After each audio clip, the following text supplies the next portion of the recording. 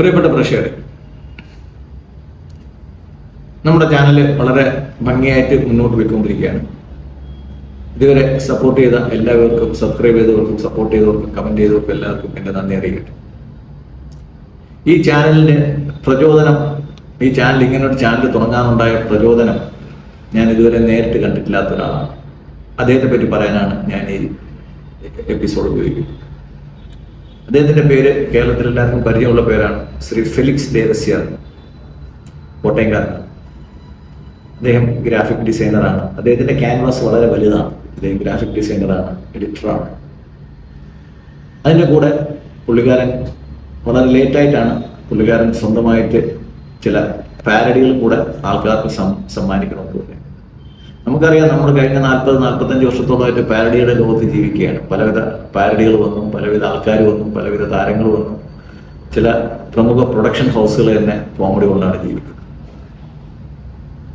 നമ്മളുടെ നവതലമുറയിൽ നമുക്ക് ഏറ്റവും പരിചയമുള്ള കോമഡിക്കാരൻ എന്ന് പറയുന്നത് ശ്രീ കുഞ്ചൻ നമ്പ്യാരാണ്. കോമഡിയും പാരഡിയും കൂടെ അദ്ദേഹം കോമഡി മാത്രമാണ് പറഞ്ഞത്, പാരഡി പറഞ്ഞിട്ടില്ലായിരുന്നു. കോമഡി എന്തിനുപയോഗിച്ചു എന്ന് വെച്ച് കഴിഞ്ഞാൽ ശക്തമായ സാമൂഹ്യ വിമർശനത്തിന് വേണ്ടിയിട്ട് അദ്ദേഹം ആ കവിത എന്ന് പറയുന്ന, അല്ലെങ്കിൽ ഓട്ടംതുള്ളൽ എന്ന് പറയുന്ന ആ ഉപാധി അദ്ദേഹം വളരെ ശക്തമായിട്ട് പ്രയോഗിച്ചു. കവിത മാത്രം പോരാ, ഓട്ടംതുള്ളൽ ഇതിനെ, ഈ കവിതകളെ ഒരു കലാരൂപമാക്കി ഒരു നാട്യരൂപത്തിൽ എത്തിക്കണമെന്നുള്ള താല്പര്യത്തിലാണ് ഓട്ടംതുള്ളൽ പുറത്തുന്നത്. അതേപോലെ ഞാൻ എന്നും ഗ്രാഫിക്സ് ആയിട്ട് ഇരുന്നാൽ പോരാ, സാമൂഹ്യ വിമർശനം വേണം എന്ന ഒരു താല്പര്യത്തിലായിരിക്കണം ശ്രീ ഫെലിക്സ് ദേവസ്യാർ സാറ് പാരഡിയിലോട്ട് കടന്നു. പാരഡി ഇരടി എന്ന് പറയുന്നതാണ് പുള്ളിക്കാരൻ്റെ വിഭാഗം. ആ പറയുന്ന ടൈറ്റിൽ അതാണ്. അതിൽ പുള്ളിക്കാരൻ 10-70ഓളം ഗാനങ്ങൾ ഈ കഴിഞ്ഞ 2-3 വർഷങ്ങൾക്കിടയിൽ നമുക്ക് സമ്മാനിച്ചിട്ടുണ്ട്. ആ ഗാനങ്ങളുടെ ഓരോന്നിൻ്റെയും 2 പ്രത്യേകതകൾ പ്രത്യേകിച്ച് എടുത്ത് പറയാനുണ്ട്. ഒന്ന്, ഓരോന്നിലും കൃത്യമായിട്ട് സാമൂഹിക വിമർശനം ഉണ്ടാവും. 2, ആ ഓരോ വിമർശനത്തിന് ശേഷം കൃത്യമായിട്ട് ഒരു പോസിറ്റീവ് മെസ്സേജ് സമൂഹത്തിന് നൽകാനുണ്ടാവും. നമ്മൾ ഓരോരുത്തരും ജീവിച്ച് മരിച്ചു പോകുമ്പോഴത്തേക്ക് നമുക്ക് സമൂഹത്തിന് കൊടുക്കാനുള്ള ഒരു നല്ല മെസ്സേജ് കൊടുത്തിട്ട് പോകാൻ പറ്റുമെങ്കിൽ അതായിരിക്കും നമ്മുടെ ഓരോരുത്തരുടെയും ജീവിതത്തിന്റെ ലക്ഷ്യം. മൂന്നാമതുള്ളൊരു പ്രത്യേകത എന്ന് പറയുമ്പോഴത്തേക്ക് കോമഡിക്കാരുടെ വാക്യങ്ങൾക്കനുസരിച്ചിട്ട് കോമഡിയുടെ ഈണവും താളവും പലരും മാറ്റാറുണ്ട്.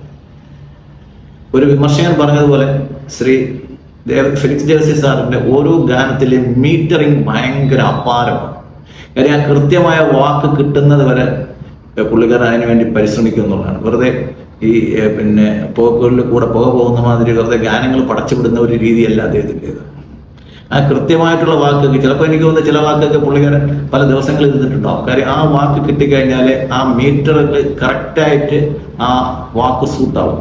ആ വാക്ക് സൂട്ടായാലേ പുള്ളിക്കാരൻ ചെയ്യൂ. ഞാൻ കണ്ട എൻ്റെ ഒബ്സർവേഷനാണ്. എനിക്ക് അദ്ദേഹത്തെ ഞാൻ ഇതുവരെ കണ്ടിട്ടില്ല, ഞാൻ ഇതുവരെ അദ്ദേഹമായിട്ട് സംസാരിച്ചിട്ടില്ല.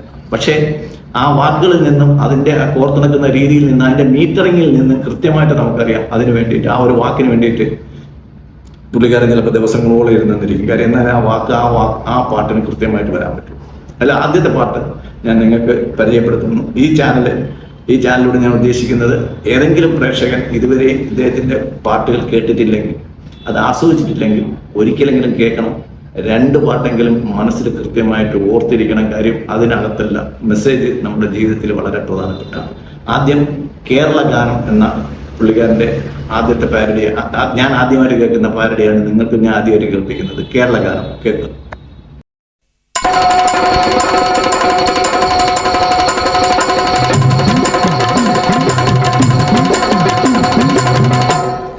കുന്നുംപുറക്കാരേ, തീരദേശക്കാരേ, 1ാം സ്ഥാനം നേടി നമ്മൾ കേരളം, കേരളം, കേരളം. സാക്ഷരതയിൽ 1ാമതെത്തി, ആരോഗ്യത്തിൽ 1ാമതെത്തി, സാമൂഹ്യക്ഷേമത്തിൽ 1ാമതെത്തി, ഭക്ഷ്യസുരക്ഷയിൽ 1ാമതെത്തി. കുതിച്ചു കുതിച്ചു കുതിച്ചു പായും കേരളം, കേരളം, കേരളം.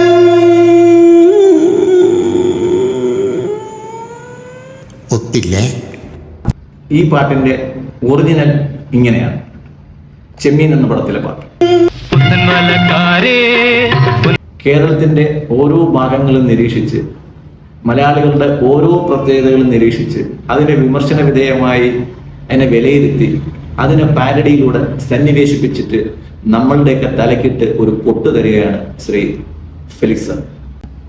ഏതൊരു കല്യാണ ഫംഗ്ഷനിലും ഉയരുന്ന ഒരു പാട്ടാണ് പൂമുഖവാതിൽക്കൽ എന്ന പാട്ട്. ആ പാട്ടിനെ ശ്രീ ഫെലിക്സ് ദേവസ്യ സാറ് ചമച്ച പാരഡി കേൾക്കുക. പൂമുഖവാതിൽക്കൽ പൊൻകണിയായെന്നും വാർത്തകളെത്തിക്കും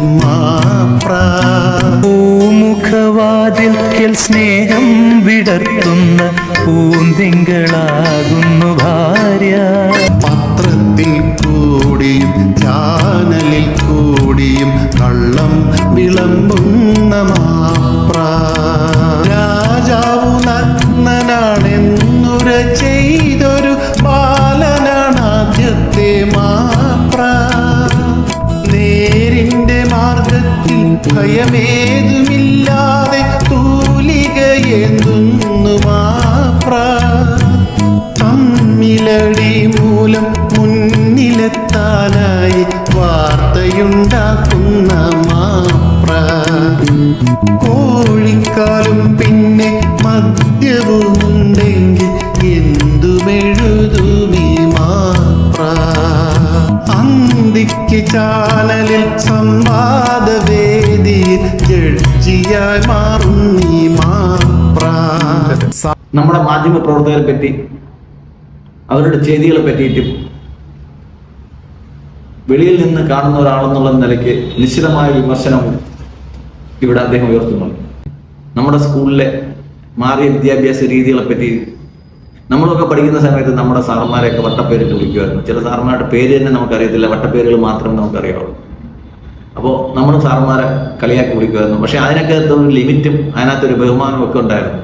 പക്ഷേ ഈ ജനറേഷനിൽ അധ്യാപകരെ കണ്ടാൽ ഒന്ന് എണീറ്റ് നിൽക്കാൻ പോലും പഠിക്കുന്ന ഒരു തലമുറയാണ് നമ്മൾ കാണുന്നത്. ആ കുട്ടികളുടെ നശിച്ചു പോകുന്ന ആ ക്വാളിറ്റീസ് അത് വീണ്ടെടുക്കാൻ പറ്റും എന്നുള്ളൊരു പോസിറ്റീവ് മെസ്സേജും അദ്ദേഹം ഈ ഗാനത്തിലൂടെ നമുക്ക് നൽകുന്നു. സാറെന്നും വിളിക്കില്ല, മാഷെന്നും വിളിക്കില്ല. സാറെന്നും വിളിക്കില്ല, മാഷെന്നും വിളിക്കില്ല, വട്ടപ്പേരിട്ടു വിളിക്കും. കുട്ടികൾ വട്ടപ്പേരിട്ടു വിളിക്കും. മാനെന്നും വിളിക്കില്ല. സ്കൂളിൽ വരുമ്പോൾ നിങ്ങൾ ഫോൺ കൊണ്ടുവരണ്ടെന്ന് ക്ലാസ്സിൽ പറഞ്ഞതോർക്കുന്നു. അന്നു ഞാൻ ക്ലാസ്സിൽ പറഞ്ഞതോർക്കുന്നു. ഗുണദോഷിക്കാനും വയ്യ, ശാസിക്കാനൊട്ടും വയ്യ. ഞാനിപ്പോഴെന്തോ ചെയ്യാനാ കൂട്ടരെ, ഞാനിപ്പോഴെന്തോ ചെയ്യാനാ. സാറെന്നും വിളിച്ചിടും, മാഷെന്നും വിളിച്ചിടും. സാറെന്നും വിളിച്ചിടും, മാഷെന്നും വിളിച്ചിടും. നാളത്തെ പൗരന്മാരല്ലേ കുട്ടികൾ, നാളത്തെ പൗരന്മാരല്ലേ. അദ്ദേഹം ഒരു കോട്ടയംകാരനാണെങ്കിലും വിഴിഞ്ഞം തുറമുഖം വന്നതിൽ ഉള്ള ആഹ്ലാദ തിമിർപ്പ് അദ്ദേഹത്തിൻ്റെ ഈ ഗാനത്തിലൂടെ നിങ്ങൾക്ക് ഓരോരുത്തർക്കും ഫീൽ ചെയ്യാൻ പറ്റും. കേൾക്കാനല്ല, അത് നിങ്ങൾക്ക് ഫീൽ ചെയ്യാൻ പറ്റും. കേരളത്തിലെ ആ കപ്പലെത്തി എന്നുള്ള ആ ഒരു പാട്ട്, അതൊരു വളരെ പരിചിതമായ ഒരു പാട്ടുമായിട്ട് ചേർത്ത് അതിൽ സന്നിവേശിപ്പിച്ചിട്ട് നമ്മൾ ടെക്നിക്കൽ വാക്കിൽ പറയുകയാണെങ്കിൽ അതിലൊന്ന് മോഡുലേറ്റ് ചെയ്യുകയാണ് പുള്ളിക്കാരൻ ചെയ്യുന്നത്. പാരഡി ഉണ്ടാക്കിയല്ല, ഈ പാട്ടിനെ അദ്ദേഹത്തിൻ്റെ കവിതയെ മറ്റൊരു പാട്ടിൻ്റെ ടോണിനോട് സന്നിവേശിപ്പിച്ചിട്ടാണ് പുള്ളിക്കാരൻ ഇടുന്നത്. വളരെ മനോഹരമായ ഒരു ഗാനം നിങ്ങൾക്ക് ആസ്വദിക്കാൻ പറ്റും. കപ്പലെത്തി, കപ്പലെത്തി,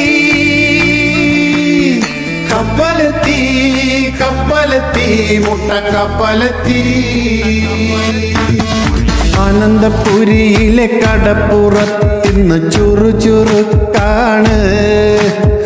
തുറമുഖത്തെ പല മുഖങ്ങളിൽ തുടുതുടുപ്പാണ്. കിഴക്കു പൂക്കും ഒരുക്കിനെന്തൊരു ചുകചുകപ്പാണ്. കടലു കടന്നിന്നു നീന്തിയെത്തി പർവ്വതം പോലൊരു യാനം. കണിശമായും ഭാരതനാട്ടിൽ വിഴിഞ്ഞമാണിനി തമ്പുരാൻ, വിഴിഞ്ഞമാണിനി തമ്പുരാൻ. മലയാളികളുടെ സ്വഭാവത്തിലെ ഏറ്റവും വിചിത്രമായ ഒരു ഭാഗമാണ് പുള്ളിക്കാരൻ ഇവിടെ വിമർശിക്കുന്നത്. വീടിനോടും ആഡംബരത്തോടുമുള്ള അമിതമായിട്ടുള്ള ആർത്തി എന്നുള്ള വാക്കിനെ ഉപയോഗിക്കും. അന്യന്റെ ടി വിക്ക് അനുസരിച്ച് അതിനേക്കാളും വലുത് എപ്പോഴും വേണമെന്ന് ആഗ്രഹിക്കുന്ന മലയാളി. ആ രീതിക്കുള്ള ദുരാഗ്രഹമാണ് ഓരോ മലയാളിയുടെയും. അനാവശ്യമായിട്ടുള്ള മാത്സര്യ ലോപങ്ങൾ മലയാളികളിൽ എത്രമാത്രം കടന്നു പിടിച്ചിരിക്കുന്നു എന്നുള്ളതിന് ശക്തമായ ഭാഷയിൽ വിമർശിക്കുകയാണ്. അതിൽ ലോൺ അടയ്ക്കട തങ്കച്ച ആ ഒരു ഇത് മലയാളികളുടെ ലോൺ എടുക്കുന്നതിൻ്റെ ത്വരയും ലോൺ അടയ്ക്കാൻ പോകുന്നതിൻ്റെ ബുദ്ധിമുട്ടും എല്ലാം നമുക്ക് മനസ്സിലാക്കി തരുന്നു. കരക്കുന്നിന്റെ മുകളിലിരിക്കണ കപ്പല് പോലൊരു വീട് കണ്ടോ, എങ്ങനെയെങ്കിലും ലോൺ എടുത്താണേലും ഞാൻ അതുപോലൊരു വീട് വയ്ക്കും. ചക്കരക്കുന്നിന്റെ മുകളിലിരിക്കണ കപ്പല് പോലൊരു വീട് കണ്ടോ, എങ്ങനെയെങ്കിലും ലോൺ എടുത്താണേലും ഞാൻ അതുപോലൊരു വീട് വയ്ക്കും. വായുവും വെള്ളവും നമ്മുടെ ജീവന് അത്യന്താപേക്ഷിതമായ രണ്ട് സാധനങ്ങളാണ്. അപ്പോൾ വായുവിൻ്റെ മാലിന്യം നമുക്ക് കൺട്രോൾ ചെയ്യാൻ പറ്റത്തില്ല. കാര്യം പല വ്യവസായശാലകൾ, വാഹനങ്ങൾ, മറ്റു കാര്യങ്ങളൊക്കെ പോകും. വെള്ളത്തിൻ്റെ മാലിന്യം നമുക്ക് അനുഭവിച്ചേ മതിയാവും. കാര്യം നമ്മൾ തന്നെ മലിനപ്പെടുത്തുകയാണ്. നമ്മുടെ ജലസ്രോതസ്സുകൾ, നദികൾ, തോടുകൾ, ഇവിടെയൊക്കെ നമ്മൾ മാലിന്യങ്ങൾ വലിച്ചെറിയുകയാണ്. യാതൊരുവിധ ഗവൺമെൻറ് കാണിച്ചിരിക്കുന്ന ഒരുപാട് പ്രതിരോധ മാർഗങ്ങളെല്ലാം മറികടന്ന് അതിനേക്കാളും പൊക്കത്തിൽ മാലിന്യം വലിച്ചെറിയാനാണ് നോക്കുന്നത്. മാലിന്യങ്ങൾ കരയിൽ സംസ്കരിക്കുന്നതിന് പകരം വെള്ളത്തിലിട്ട് കഴിഞ്ഞാൽ അതിനെന്ത് സംഭവിക്കും എന്നുള്ള കാര്യം എല്ലാവർക്കും അറിയാം. പക്ഷെ അറിഞ്ഞുകൊണ്ടാണ് നമ്മൾ ചെയ്യുന്നത്. അപ്പോൾ ഇതിനെതിരെ ഒരു ബോധവൽക്കരണം കൂടെയാണ് അദ്ദേഹത്തിൻ്റെ പാട്ട് മാലിന്യ നദിയിൽ എന്നുള്ള പാട്ടിനെ പുള്ളിക്കാരൻ ഒരു മോട്ടിവേഷൻ സോങ് ആയിട്ട് എങ്ങനെ കൺവേർട്ട് ചെയ്തിരിക്കുന്നു നമുക്കിവിടെ നോക്കാം. മാലിന്യം നദിയിൽ എന്നെന്നുമെറിയും നാടേ എൻ്റെ നാടേ, നാളെ മുതൽ നീ ചെയ്യരുതീ പണി മോനെ പൊന്നുമോനെ. ചിക്കൻ്റെ കാലുമായി ബീഫിൻ്റെ വേസ്റ്റുമായി ഈ ലേക്കിലേക്കെറിയാൻ പമ്മി വന്നതല്ലയോ നീ.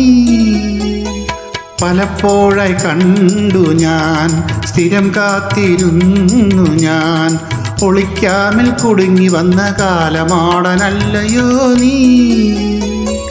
നിന്റെ ഈ വെളച്ചിലി ദിന്നത്തെ കൊണ്ടു ഞാൻ പൂട്ടിക്കെട്ടും കണിശം. നിന്നെ ഈ പരിസരത്തിനി എങ്ങാൻ കണ്ടെന്നാൽ മുട്ടുകാലു ഞാൻ ഓടിക്കും, മുട്ടുകാലു ഞാൻ ഓടിക്കും. വിട്ടോടാ പൊക്കോടാ. ഈയിടെ വളരെ വൈറലായിട്ടൊരു പാട്ടാണ് പാലാപ്പള്ളി തിരുപ്പള്ളി എന്ന് പറയുന്ന പാട്ട്. ആ പാട്ടിനെ കുട്ടികൾക്ക് സ്കൂളിൽ പോകാനുള്ള ഒരു മോട്ടിവേഷണൽ സോങ് ആയിട്ടും സ്കൂളിനെ പറ്റിയിട്ടുള്ള വിവരണമായിട്ടും പഠിത്തത്തിൻ്റെ പ്രാധാന്യത്തെ പറ്റിയിട്ടുമൊക്കെ പറയാൻ വേണ്ടിയിട്ട് പുള്ളിക്കാർ ഉപയോഗിച്ചിരിക്കുന്നു. വളരെ രസകരമായിട്ട് ആ ടൂണിലോട്ട് ആ വരികൾ സന്നിവേശിപ്പിച്ചിരിക്കുന്നത് എങ്ങനെയാണ് നമുക്കിവിടെ കാണാം. വാടാമോനെ എഴുന്നേക്ക്, ഇന്ന് പള്ളിക്കൂടത്തിൽ പോകാലോ, പള്ളിക്കൂടത്തിൽ ചെന്നാലോ പിന്നെ ഒന്നാം പാഠം പഠിക്കാലോ. പാലാപ്പള്ളി തിരുപ്പള്ളി. വാടാമോനെ എഴുന്നേക്ക്, ഇന്ന് പള്ളിക്കൂടത്തിൽ പോകാലോ, പള്ളിക്കൂടത്തിൽ ചെന്നാലോ പിന്നെ ഒന്നാം പാഠം പഠിക്കാലോ. ഒന്നാം പാഠം പഠിച്ചാലോ പിന്നെ വലിയ മിടുക്കനങ്ങാകാലോ, വലിയ മിടുക്കനങ്ങായാലോ പിന്നെ ഉദ്യോഗസ്ഥനുമാവാലോ. ഒന്നാം പാഠം പഠിച്ചാലോ പിന്നെ വലിയ മിടുക്കനങ്ങാകാലോ, വലിയ മിടുക്കനങ്ങായാലോ പിന്നെ ഉദ്യോഗസ്ഥനുമാവാലോ.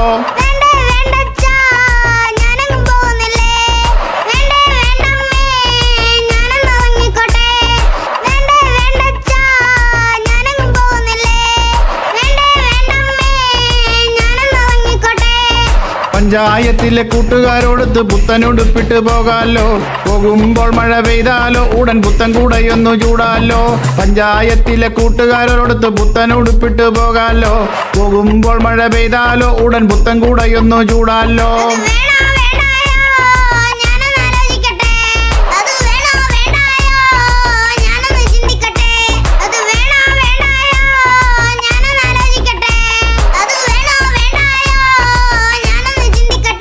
സ്പൈഡർമാനുള്ള ബാഗുണ്ടേ കണ്ടോ, വെട്ടിത്തിളങ്ങുന്ന ഷൂസ് ഉണ്ടേ, എല്ലാം കൂടി അണിഞ്ഞാലോ ഇന്ന് അടിച്ചു പൊളിച്ചങ്ങ് പോകാലോ. സ്പൈഡർമാനുള്ള ബാഗുണ്ടേ കണ്ടോ, വെട്ടിത്തിളങ്ങുന്ന ഷൂസ് ഉണ്ടേ, എല്ലാം കൂടെ അണിഞ്ഞാലോ ഇന്ന് അടിച്ചു പൊളിച്ചങ്ങ് പോകാലോ. ഞാനും പോവാണേ പള്ളിക്കൂടത്തിലേക്ക്, ഞാനും പോവാണേ പള്ളിക്കൂടത്തിലേക്ക്.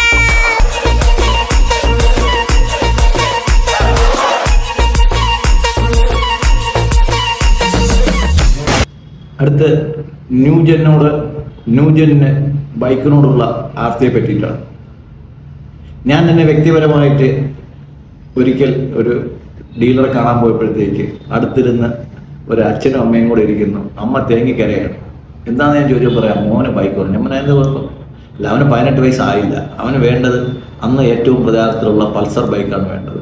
ആ പൾസർ ബൈക്കിൽ ആക്സിഡൻറ്റ് നടക്കുന്നതിനെ പറ്റിയിട്ട് ഒരുപാട് വാർത്തകൾ വരുന്ന സമയമാണ്. അപ്പോൾ ആകെയുള്ള ഒരു മകനെ പറ്റി ആ അമ്മയ്ക്കുള്ള വ്യഥയാണ് അന്ന് ഞാൻ നേരിട്ട് കണ്ടത്. അത് ആ കവിത, ആ പാരഡിയിൽ ഈ പാട്ടിലൂടെ സന്നിവേശിപ്പിച്ചൊക്കെയാണ് ശ്രീ ഫെലിക്സ് സാർ. എന്റെ അമ്മച്ചി പ്രായം 18 ഫുൾ എ പ്ലസിൽ ഞാൻ +2 പാസ്സായേ. ഒന്നാം ചാൻസിൽ ലൈസൻസും കിട്ടി. പണ്ടെങ്ങാണ്ടോ തന്നൊരു വാക്കുണ്ടേ, പുതിയൊരു ഫോണാണോ, വലിയൊരു ടാബാണോ, പുതിയ ലാപ്ടോപ്പാണോ, ഓണത്തിന് പറഞ്ഞത് മറന്നോ. ബൈക്കാണേ ബൈക്കാണേ, ന്യൂ ജനറേഷൻ ബൈക്കാണേ, അത് വാങ്ങി തന്നില്ലേ ഞാൻ വയലന്റ് ആണേ. ബൈക്കാണേ ബൈക്കാണേ, ന്യൂ ജനറേഷൻ ബൈക്കാണേ, അത് വാങ്ങി തന്നില്ലേ ഞാൻ വയലന്റ് ആണേ. ഉടനെ അത് വാങ്ങിച്ചില്ലേ, പുതുമോഡൽ വാങ്ങിച്ചില്ലേ, അവനെങ്ങാൻ കടുങ്കൈ ചെയ്താലോ. ലക്ഷങ്ങൾ വിലയതിനുണ്ടേ, ഇതിനെല്ലാം കാശവിടാന്നേ, പണ്ടങ്ങൾ പണയം വെച്ചാലോ. പല ബ്രാൻഡിലും ലോൺ മേള നടക്കുന്നേ, കാറിനേക്കാൾ ബൈക്കിനൊക്കെ പലിശ കുറവാണ്. ഇനി വാക്ക് പറഞ്ഞത് മാറി മറിഞ്ഞാൽ എങ്ങാവം മാറും. ഇതിനാണ് ഭാരം കുറവാ, പവറാണ് 1000cc, ഇത് വെറുതെ തൊട്ടാൽ പറക്കുന്നേ. പുഴ പോലെ വളഞ്ഞു മുളഞ്ഞൊരു വഴി നീളെ കുണ്ടും കുഴിയും, ബ്രേക്കൊന്നും പിടിച്ചാൽ കിട്ടില്ലേ. അവനാണ്ടടാ ഷൂമാക്കറെ പോൽ പാഞ്ഞു നടക്കുന്നേ, എതിരെ വരുന്നൊരു സ്കൂട്ടറിൽ പോയി തട്ടി മറിഞ്ഞെന്നേ. വലകാലിന്റെ മുട്ടിന് 3 ഇഞ്ച് താഴെ 3 ഒടിവുണ്ടെന്നേ. ആ പിള്ളേരെ നിങ്ങൾ കേട്ടോണേ, നോക്കിയും കണ്ടും ബൈക്കിൽ പൊക്കോണേ. ഈ പ്രായത്തിൽ ബോധം കുറവാണേ, വെല്ലോ വന്നാ കട്ടപ്പുകയാണേ. വേഗത വേണ്ടായേ, അത് കാലന് പണിയാണേ. കാലൻ കണ്ണടച്ചാൽ ഇവിടെ ഒരുത്തൻ കിടക്കണ കണ്ടോ. ഞാൻ തന്നെ മുമ്പൊരു വീഡിയോയിൽ ചെയ്ത മാതിരി നമ്മുടെ നാട്ടിലെ ചെക്കന്മാർക്കൊക്കെ എന്ത് പറ്റിയെന്ന് ഞാനൊരു വീഡിയോ ചെയ്തായിരുന്നു. ആ വീഡിയോയ്ക്കുള്ള പ്രചോദനം ഫെലിക്സ് സാറിൻ്റെ ഈ പാട്ടാണ്. നമ്മുടെ നാട്ടിലെ അധ്വാനികളായ പെൺകുട്ടികൾ മടിയന്മാരായ ആൺകുട്ടികളെ ഉപേക്ഷിച്ച് ബംഗാളികളെ കല്യാണം കഴിക്കുന്ന ഒരു രീതിയിലോട്ട് പൊയ്ക്കൊണ്ടിരിക്കുന്നു എന്ന് കഴിഞ്ഞ 10 വർഷമായിട്ട് പല വാർത്തകളും നമ്മൾ കണ്ടിട്ടുണ്ട്. ആ വാർത്തയുടെ അടിസ്ഥാനത്തിലായിരുന്നു ഫെലിക്സ് സാർ ഈ വീഡിയോ ചെയ്തതെന്നാണ് എനിക്ക് തോന്നുന്നത്. അങ്ങനെ സംഭവിച്ചാൽ എന്ത് സംഭവിക്കും എന്നുള്ളത് വളരെ കൗതുകത്തോടെ അദ്ദേഹം വിവരിക്കുന്നുണ്ട്. ഈ പാട്ട് ശ്രദ്ധിക്കുക. പെൺമകളോടിപ്പോയി പറയാതെ ഇന്നലെ ബംഗാളി തൊഴിലാളി ചെറുക്കൻ്റെ കൂടെ, ബംഗാളി തൊഴിലാളി ചെറുക്കൻ്റെ കൂടെ. ഓർമ്മകളോടി 3 പവനുള്ള മാലയും കൊണ്ടുപോയി, 4-5 കമ്മലും കൊണ്ടുപോയി. അയ്യോ 3 പവനുള്ള മാലയും കൊണ്ടുപോയി, 4-5 കമ്മലും കൊണ്ടുപോയി. ലോക്കറിനുള്ളിലെ രഹസ്യ അറയ്ക്കുള്ളിൽ ഞാനതെടുത്തു വച്ചു, പക്ഷേ പൂട്ടാൻ മറന്നു പോയി. മാസങ്ങളോടിപ്പോയി ഞാനൊരപ്പൂപ്പന, അമ്മയുടെ പിണക്കവും മാഞ്ഞുപോയി. അയ്യോടാ മാസ മാസങ്ങളോടിപ്പോയി ഞാനൊരപ്പൂപ്പന അമ്മയുടെ പിണക്കവും മാഞ്ഞുപോയി പേരക്കിടാവിനെ എൻ മടിയിൽ വെച്ചിട്ടെന്നോട് മെല്ലയോതി ഇവൻ നിങ്ങളെപ്പോലെ തന്നെ. കഴിഞ്ഞ വർഷം നമ്മുടെ സംസ്ഥാന ഗവൺമെന്റിന് പ്രതിമാസ ശമ്പളം കൊടുക്കുന്നതിനകത്തൊരു വീഴ്ചയുണ്ടായി. ആ വീഴ്ചയെ ശക്തമായിട്ട് വിമർശിച്ചുകൊണ്ടും സമൂഹത്തിൽ അതുണ്ടാക്കുന്ന ഇമ്പാക്റ്റിനെ പറ്റി സർക്കാരിനെയും പൊതുജനങ്ങളെയും ബോധ്യപ്പെടുത്തിക്കൊണ്ടും നടത്തിയ ഒരു പാട്ടാണ് ശമ്പളഗാനം. അതിന്റെ വരികൾ വളരെ ആലോചിക്കേണ്ടതാണ്. കേൾക്കുക. 1-ാം തീയതി കിട്ടിയില്ല, 2-ാം തീയതി കിട്ടിയില്ല,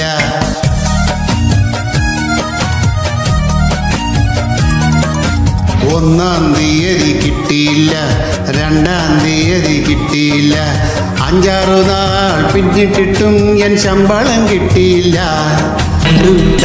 കണ്ടില്ല എന്തെല്ലാം ഏതെല്ലാം ബില്ലുകളാണെന്നോ, ഏതെല്ലാം ബാങ്കുകളിൽ ലോണുകളാണെന്നോ, ചെക്കൻ്റെ കോളേജിൽ ഫീസ് കൊടുത്തില്ല, ബൈക്കിൻ്റെ മുൻവശത്തെ ടയർ മാറിയില്ല, സർക്കാരിൻ ജോലി കിട്ടാൻ ആക്രാന്തമാരുന്നേ, PSC ടെസ്റ്റ് എഴുതി കൊല്ലങ്ങൾ കാത്തിരുന്നേ, സംസ്ഥാനം കേന്ദ്രത്തെ കുറ്റപ്പെടുത്തുന്നേ, കേന്ദ്രമോ സംസ്ഥാനത്തെ കുറ്റം പറയുന്നേ.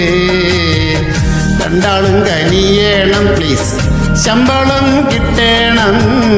സാറിൻ്റെ അഹങ്കാരം ഇന്നത്തോടെ തീർന്നേ, തൽക്കാലം വല്ലതും നൽകേണം.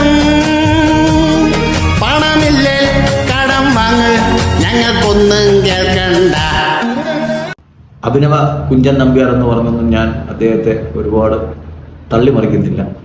പക്ഷേ മലയാളികൾ ഉള്ളിടത്തോളം കാലം, ചിന്തകൾ ഉള്ളിടത്തോളം കാലം, വിമർശനങ്ങൾ ഉള്ളിടത്തോളം കാലം, പരിണാമങ്ങൾ ഉള്ളിടത്തോളം കാലം ഇദ്ദേഹത്തിൻ്റെ വാക്കുകൾ നമ്മുടെയൊക്കെ തലയ്ക്കുള്ള ഓരോ കൊട്ടുകളാണ്. ഈ കൊട്ട് കൊണ്ടാലേ മലയാളി നന്നാവുള്ളൂ. നന്ദി, നമസ്കാരം.